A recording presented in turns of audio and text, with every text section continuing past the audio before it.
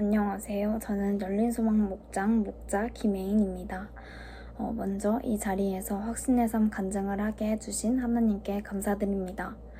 확신의 삶을 하기 전에 저는 신앙의 기본기가 탄탄하고 영적 습관도 잘 잡혀있다고 생각하고 있었습니다. 하지만 확신의 삶을 하면서 전혀 그렇지 못하다는 점을 깨닫게 되었습니다.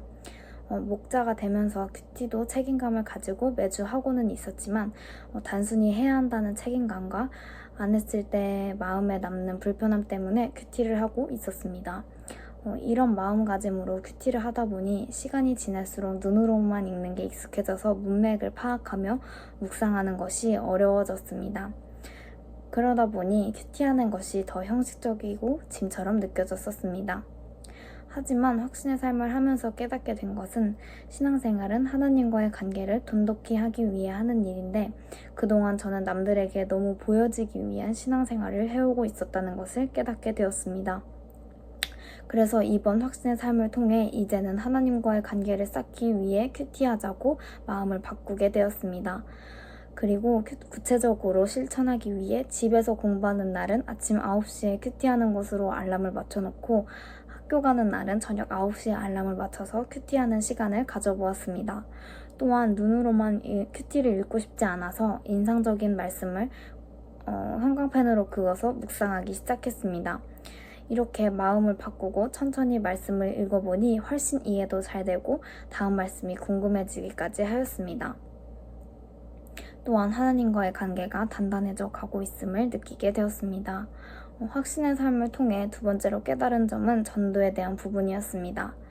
그동안 전도를 해야 한다는 것은 알고 있었지만 왜 해야 하는지는 잘 모르고 있었습니다. 그러나 전도에 대해서 배우게 되면서 전도에 열망이 없었던 저에게 큰 깨달음을 주었습니다. 특히 VIP 명단 작성하기 활동이 있었는데 막상 쓰려고 하니 누구를 써야 할지 생각이 나지 않는 것이었습니다. 이 활동을 통해 정말 말로만 전도를 하겠다고 하고 해야겠다는 열망이 없다는 것을 느끼게 되었습니다. 그 이후부터 한 명씩 고민하면서 작성하게 되었고 그들을 위한 구하는 기도, 찾는 기도, 두드리는 기도를 시작하게 되었습니다.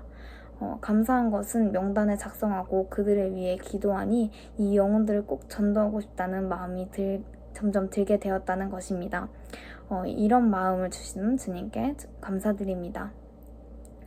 이렇게 하나님께서는 확신의 삶을 통해서 신앙생활을 너무나도 잘하고 있다고 생각했던 제게 모르는 것들이 얼마나 많은지를 깨닫게 하셨고 변화하게 하셨습니다. 신앙생활을 시작하는 분들에게도 추천하지만 자신이 신앙생활을 잘하고 있다고 생각하시는 분들에게도 추천합니다. 잘 알고 있다고 생각하셨겠지만 막상 들어보시면 또 다른 확신과 깨달음을 얻게 될 것입니다.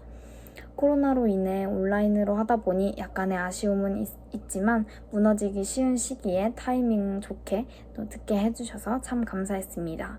어려운 상황 가운데 확신의 삶을 이끌어주신 목사님께 감사드립니다. 이상으로 간증을 마치도록 하겠습니다. 감사합니다.